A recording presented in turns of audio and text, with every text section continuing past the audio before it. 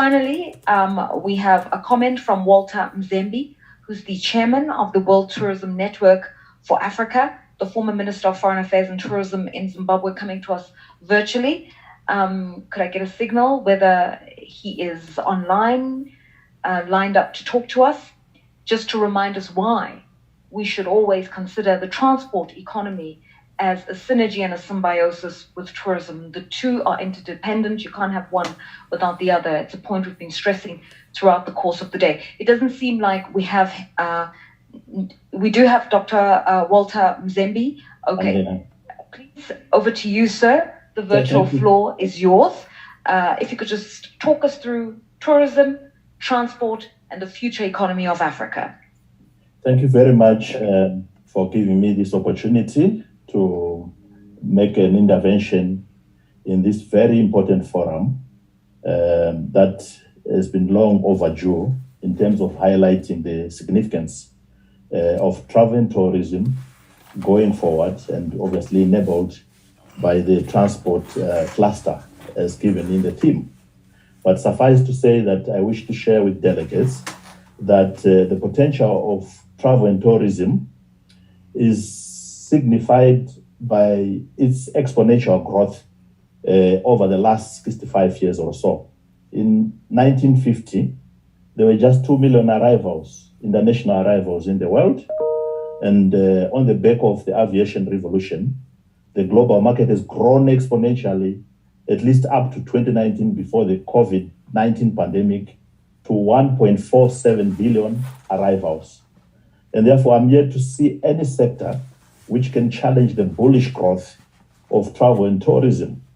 No wonder it doesn't surprise, therefore, that even the United Nations World Economic Situation Prospects 2022 report actually still situates travel and tourism as the third fastest growing sector, third only after fuels and chemicals, and displacing food to the fourth place in terms of its export contributions, and also in terms of its catalytic aspects to revive the global economies. It is a sector in 2019, just before the advent of COVID, that registered 1.8 trillion in terms of export proceeds. But the fundamental question that I want to pose before this esteemed gathering is, why are we still participating in this huge potential as Africa, only to the extent of 5% for as long as I can remember?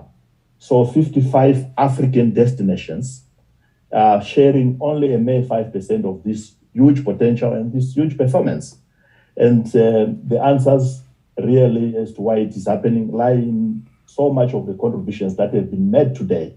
We are not short of good papers, good workshops, and good resolutions regarding tourism and travel. I think we are missing in action on implementation. For as long as I was Minister of Tourism, for the decade that I was, we were never short of sound policy resolutions at the United Nations, the World Tourism Organization, or within the African Union itself. Some of the speakers who have spoken, very familiar faces, but we come and repeat the same testaments year after year, and absolutely nothing happens by way of implementation. So I would basically say to you, I will table my contribution with the accredited media to this forum, and also with UNECA, who have done an excellent job of gathering us, basically to refresh memory on some of the contributions that we made when we were in-service ministers. In fact, as far as 2016, when I made a comprehensive contribution to the Executive Council when it met in Mekelle in Ethiopia, specifically to highlight why tourism and why travel and tourism. But I will leave you with 4 points that I think are fundamental in terms of policy direction going forward. The first one is we need to bring back the Brand Africa project into perspective. We need to work around that.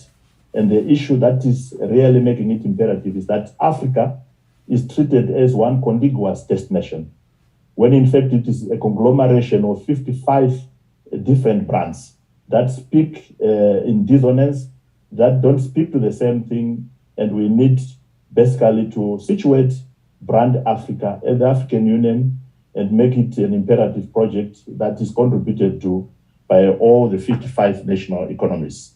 The next thing that I wish really to highlight is the openness project. Anything policy perspective that speaks to the idea of opening up Africa, we should chase. And this includes visa openness. This includes opening up our destination in terms of accessibility and connectivity. Many of the issues that have been spoken to and spoken about in previous sessions. The obsession with national governments on wanting to own and host national airlines, even when the economics on the ground really attests to the opposite, that we cannot all host national airlines. And therefore, we need to work on consolidations. We need to work on route sharing. We need to support the regional airlines that are already doing very well.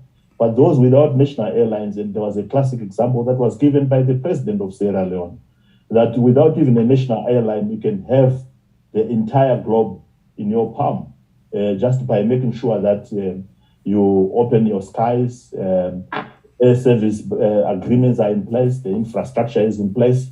You can support the arrival of many global airlines into your destination without bleeding or hemorrhaging fiscus to support unviable projects like national airlines for many of our countries.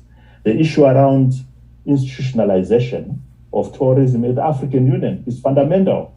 I'm happy that a former colleague is now heading tourism coupled to many other elements inside the African Union. But that's not enough. You need to go a step further and actually conceive and consummate an African tourism organization, because many of these resolutions that we make here and that we make elsewhere, that are made elsewhere under the United Nations World Tourism Organization, do not find fertile ground for implementation at the African continental level.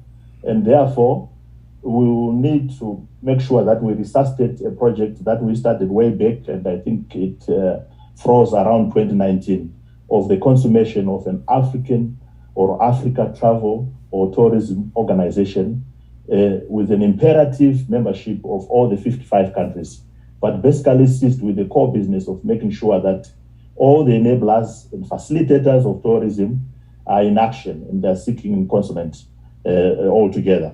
But the last point that I wish to make around policy, police code, is the aspect of connectivity.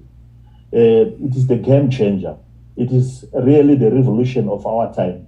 And we must understand that God speaks to us sometimes through force. The flip side of what has happened with the COVID pandemic is that we've been leapfrogged into the 4IR revolutionary stage by way of the pandemic itself. And what we were 2 years ago is completely different from where we are now, and we are not going back to 2 years ago. And 4IR, if it was coming in 2 decades, it is coming in 5 years. And this is why even platforms like Facebook are now called Meta, because we're in the metaverse age. But it will never substitute the physical experience, the physical visit. It will never substitute tourism facilitation in the physical, but it is here with us. And therefore, we need to work around our policies that are grouped under just one keyword: connectivity. And it is the revolution of our time. But I will end here, because I know that we are the last speakers and we have to rush to the next sessions. I will table my paper with you. It's quite comprehensive, and it will speak to many of the aspects that have been dealt with today. Thank you for the opportunity to engage you. And we thank you, Walter Mzembi, Chairman of the World Tourism Network, for just raising some salient points, reminding us what matters. And I think ultimately, reiterating the point, we know what needs to be done to accelerate Agenda 2063. development on the African continent and which sectors of the economy to tap into. We know it. The research is there. It's done. It's thorough. It's credible.